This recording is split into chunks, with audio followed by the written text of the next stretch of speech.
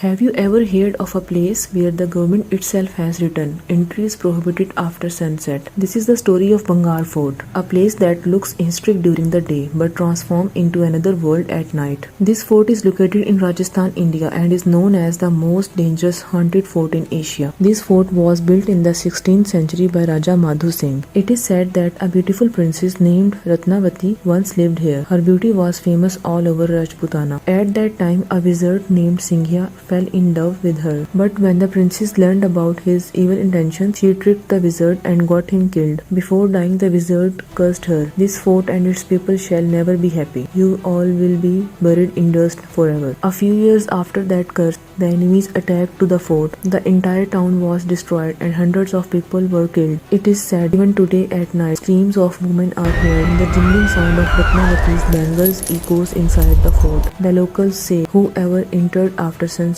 never returned. The Archaeological Survey of India has placed a board at the entrance of the fort which clearly states entry is strictly prohibited after sunset and before sunrise. This rule exists nowhere else in India, only at Bangar Fort. People have reported seeing moving shadows of lights inside the fort at night. Sometimes laughter, sometimes crying voices are heard. Some have even seen a woman in white clothes who suddenly disappears. Villagers nearby lock their doors before the sun goes down. In 2012, a few college students went there at night to shoot a video. They claimed, "We captured a shadowy woman on camera and suddenly heard a voice, 'Go back.' A few minutes later, one of their team members fainted and the rest ran away in fear. Their footage was later shown on news channels. Even today, local tantrics perform rituals inside the fort. They say that the souls trapped there can never be set free. At night, if anyone enters the fort, the air itself changes as if someone is holding their breath, and instead of fragrance, the air smells like ashes. Today, Bangar is still a tourist attraction.